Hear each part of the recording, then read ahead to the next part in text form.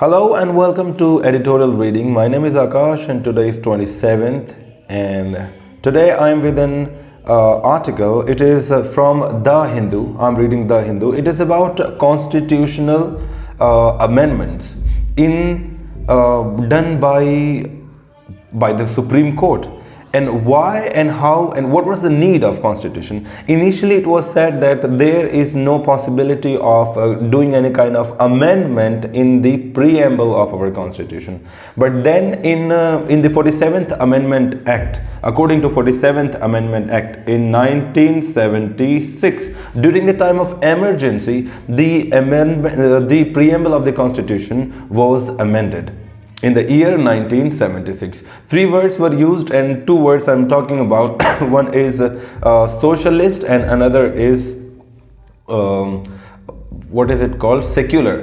Two words, socialist and secular, these words were added. And why and what is the importance of these words? Today I'm going to share with you all these things, and we are going to read the article from The Hindu. It is timely reiteration on the preamble and the Supreme Court's order. क्या कुछ इसके बारे में क्यों हम पढ़ते हैं reading, why it is important, because जैसे यूपीएससी हो गया, एसएससी हो गया, ऐसे बहुत सारे एग्जाम्स के लिए reading plays a great role, क्योंकि इससे वर्ड्स आपके इन्हेंस होते हैं, वोकैबुलरी पूछी जाती है, एंटोनिम्स सिनोनिम्स पूछे जाते हैं, फ्रेजेस ईडियम्स पूछे जाते हैं. तो if we read continuously day by day, our language gets enhanced, और जैसे जैसे भाषा इंप्रूव होती है, इनहेंस होती है, हमारे पास बहुत सारे नए नए वर्ड्स हमारी मेमोरी में आते जाते हैं. So instead of taking time, तुरंत हम उसे पढ़ सकते हैं और समझ सकते हैं. सो लेट अस बिगिन कि कॉन्स्टिट्यूशन के अमेंडमेंट में ये क्या चेंजेस थे और क्या इस आर्टिकल में लिखा हुआ है. ठीक है, शुरू करते हैं. Number 1, the supreme court of India has done well to rebuff an attempt to question the characterization of the country as secular and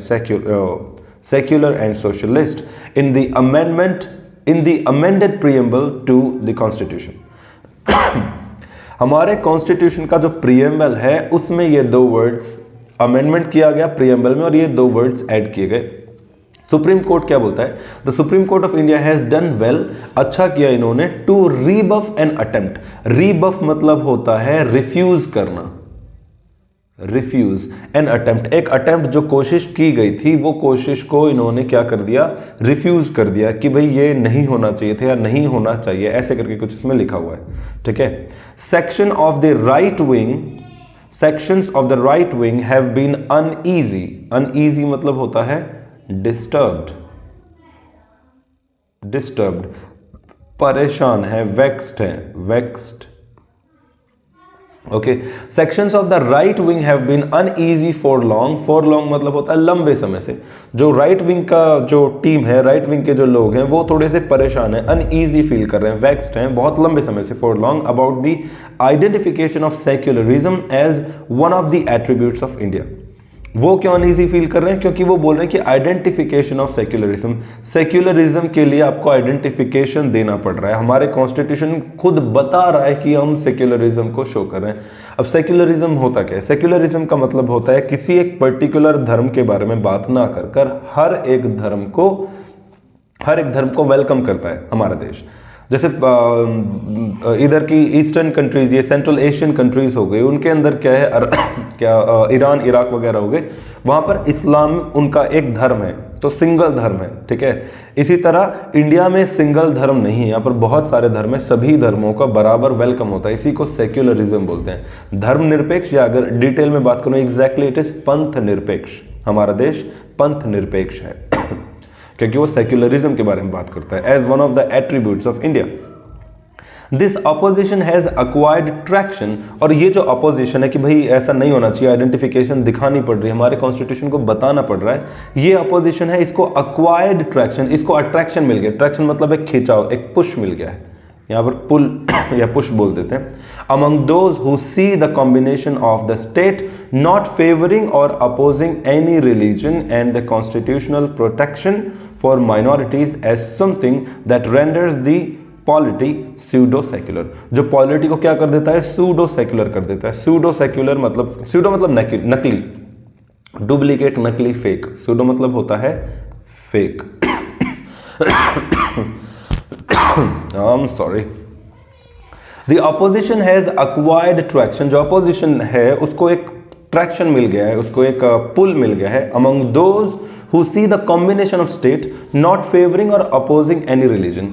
उस लोगों के लिए जो कॉम्बिनेशन है, ना तो वो फेवर कर रहे हैं किसी एक रिलीजन को, ना ही वो अपोज कर रहे हैं, and the constitutional protection for minorities, और जो माइनॉरिटीज हैं उनका constitutional protection as something that renders the polity pseudo secular. जो रेंडर मतलब है कर देती है, रेंडर मतलब कर देता है या कर देती है. यहां पर ये जो अट्रैक्शन है, ये बातें हैं, ये उस जो पॉलिटी है उसको सूडो सेक्युलर बना देती है. पॉलिटी के अंदर बात होने लग जाती है फिर सेक्युलरिटी की, सेक्युलरिज्म की. ओके, एक बार फिर से रीड करके देखते हैं, समझ में आएगा. The supreme court of India has done well to rebuff an attempt to question. दोबारा एक रीबफ किया है, एक मतलब रिफ्यूज किया है उस अटेम्प्ट को, उस कोशिश को, to question the characterisation of country.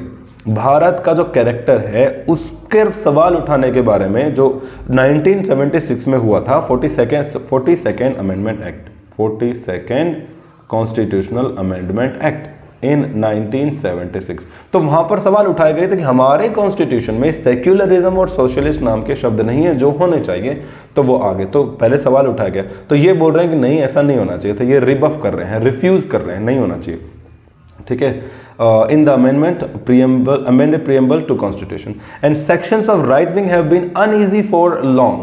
Uneasy मतलब disturbed है for long, लंबे समय से, जो हमारे right wing के जो लोग हैं, about the identification of secularism as one of the attributes of India. वो किस बारे में कि इंडिया का कैरेक्टर, एट्रीब्यूट मतलब होता है कैरेक्टरिस्टिक. ठीक है, trait, nature and characteristic. Characteristics, one of the characteristics. तो हमारे कॉन्स्टिट्यूशन का जो भारत है, भारत के कॉन्स्टिट्यूशन के भारत का सेक्युलरिज्म जो है वो एक कैरेक्टरिस्टिक है, ये शो करो, ऐसी बात आ रही है. The term this opposition has acquired traction among those, उन लोगों में इस अपोजिशन का ट्रैक्शन मिल गया, पुल मिल गया, who see the combination of state not favouring और opposing any religion and the constitutional protection of minorities as something that renders the polity pseudo secular. जो पॉलिटी को सूडो सेक्युलर बना देता है, कि पॉलिटी जो है वो थोड़ा सी सेक्युलर के बारे में बात करी, नकली तरीके से बात कर रही है. ठीक है, आगे चलते हैं. The original assumption of makers of the constitution was that the constitution, जो ओरिजिनल अजम्पशन था, जो अजम्पशन मतलब मानना, लोगों का मानना. ठीक है, बिलीफ, अजम्पशन मतलब यहां पर बिलीफ. जो ओरिजिनल बिलीफ था कॉन्स्टिट्यूशन के मेकर्स, कॉन्स्टिट्यूशन के मेकर्स यानी कि जो जिनके हेड जो थे वो डॉक्टर भीमराव अंबेडकर थे और उनके साथ जो भी लोग थे वो सारे. The original assumption of the makers of the constitution was the constitution with its emphasis on equality before law. पहली चीज कि लॉ के सामने सब लोग क्या रहेंगे, इक्वल रहेंगे. तो इक्वालिटी बिफोर लॉ उन्होंने दे दी. An equal treatment of all sections beside incorporation of the right to profess, practice and propagate any religion and freedom of belief and conscience in fundamental rights chapter.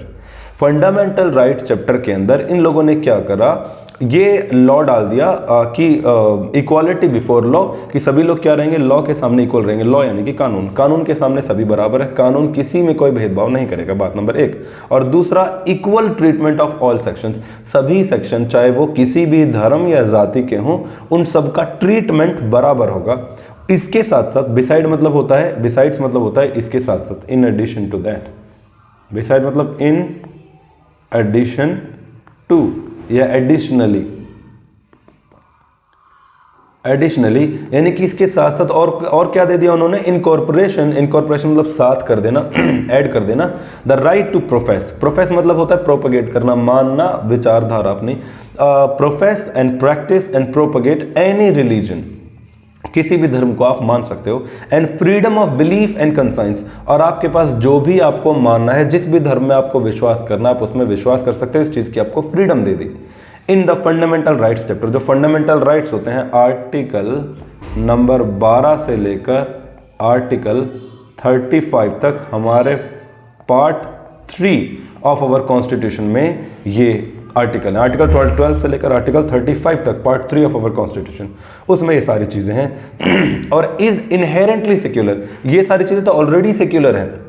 Secular यानी कि जब इतनी सारी चीज़ें आपको दे कि भाई आप किसी भी धर्म के हो, आप कुछ भी करो, आपको हर धर्म को मानने की आज़ादी, सब कुछ है, तो secular word why it is needed, इसको इम्पोर्ट देने की क्या ज़रूरत थी। इनहेरेंटली मतलब नेचुरल, इसके अंदर छुपा हुआ, इसके अंदर घुसा हुआ है और वो सेक्युलर है।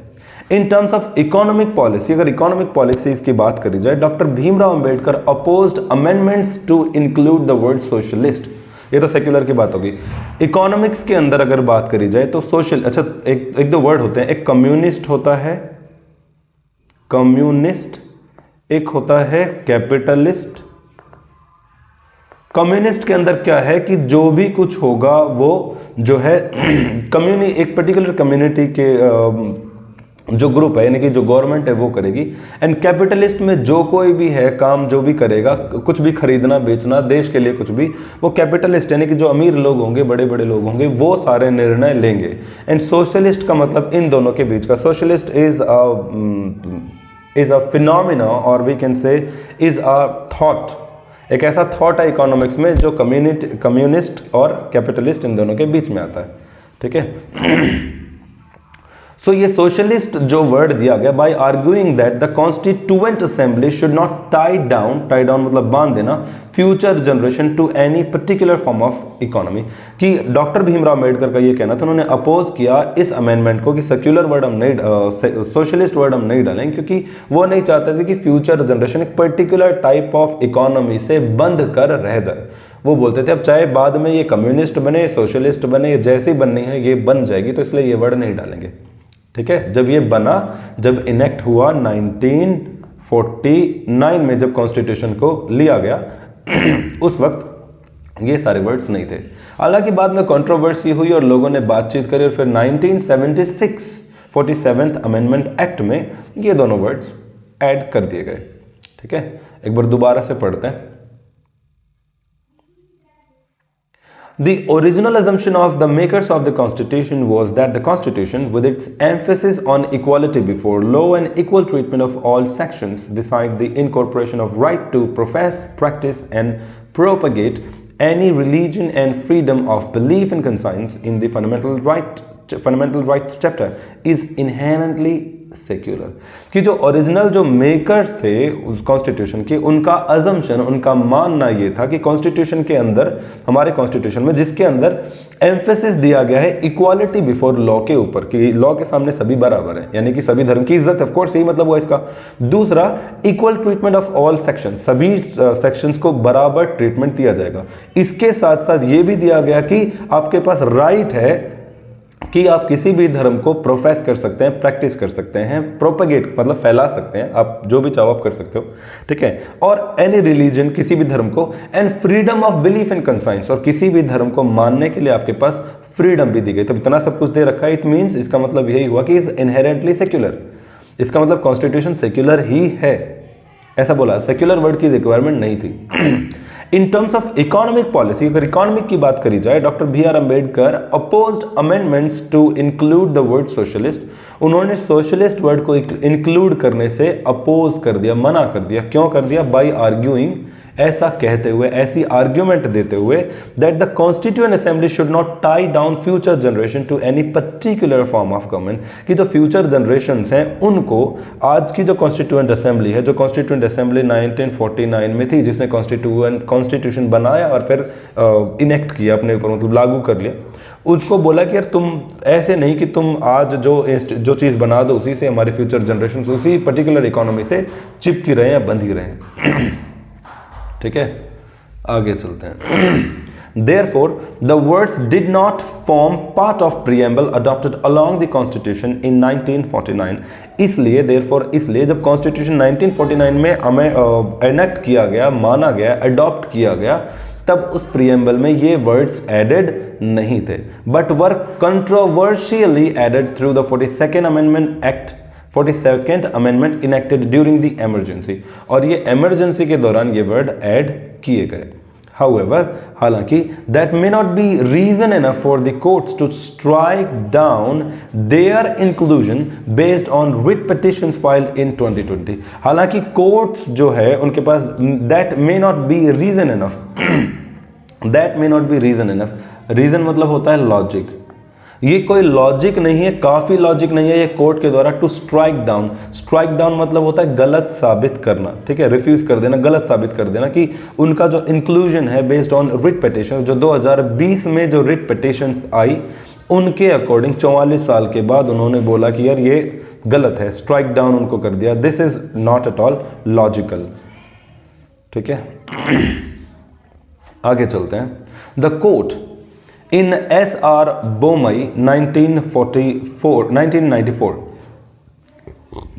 the court in S.R. Bomai 1944 ruled, rule मतलब होता है अपना verdict सुनाना, and verdict मतलब होता है judgment. verdict मतलब judgment.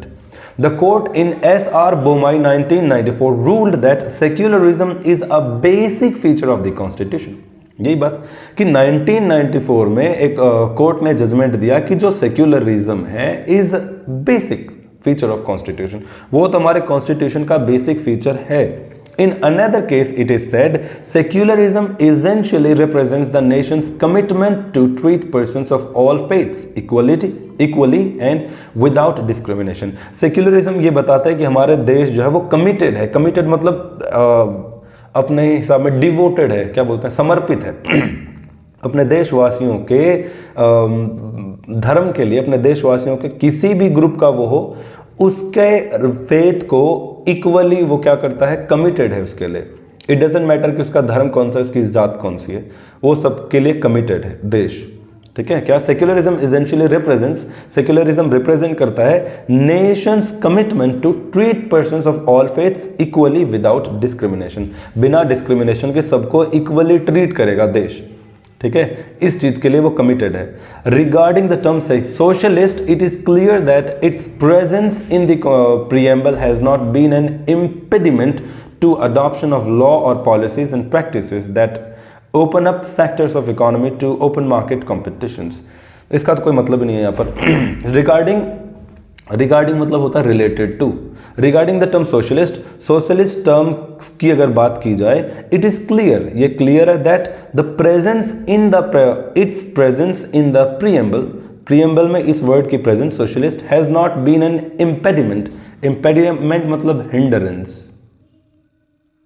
और हिंडरेंस का मतलब होता है रुकावट. ठीक है, कि ये वर्ड जब कॉन्स्टिट्यूशन में डाल दिया गया तो ये किसी चीज के लिए रुकावट नहीं है. किसके लिए?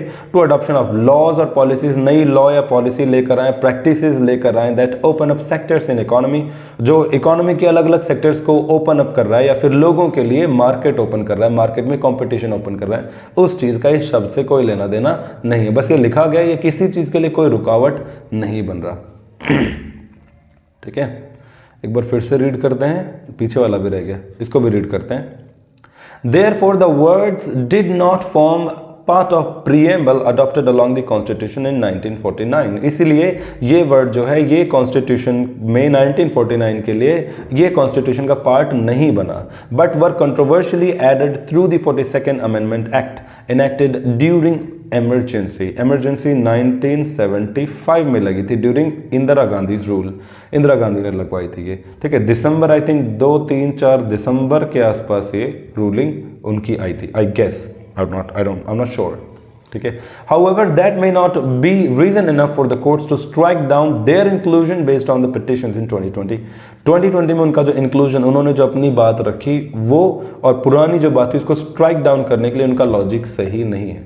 ठीक है, जो कि 44 साल बाद हुआ है. आगे देखते हैं. The court in SR. Bommai 1994 ruled that secularism is a basic feature of constitution. कि जो सेक्युलरिज्म है वो बेसिक फंडामेंटल है, फंडामेंटल फीचर है. फीचर मतलब कैरेक्टर है हमारे कॉन्स्टिट्यूशन का. और एक और केस में सेक्युलरिज्म, उसमें बोला गया कि secularism essentially represents the nation's commitment to treat persons of all faiths equally without discrimination. कि सेक्युलरिज्म का मतलब है कि हमारा जो देश है वो कमिटेड रहेगा हर तरह के लोगों के लिए और इक्वली कमिटेड रहेगा उनके फेथ्स के लिए, उनके राइट्स के लिए, उनको ट्रीट करेगा equally without discrimination. Regarding the term socialist, it is clear that its presence in the preamble has not been an impediment to adoption of law or policies and practices that open up sectors of economy to open market competition. Open market competition के लिए नई laws लेना, नई laws बनाना, practices लेना, नई policies लेने में इस वर्ड का कोई लेना देना नहीं है सोशलिस्ट का। तो ये है तो रहने दो, इसमें कोई दिक्कत नहीं है। आगे चलते हैं। As the bench of chief justice of India Sanjiv Khanna and justice Sanjay Kumar has pointed out. As मतलब जैसा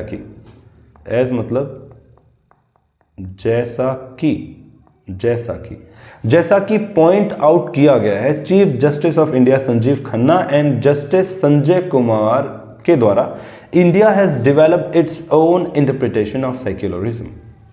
कि भारत ने और भारतवासियों ने अपने सेक्युलरिज्म की अलग ही डेफिनेशन बना ली है। इंटरप्रिटेशन मतलब आप बोल सकते हो एक ट्रांसलेशन।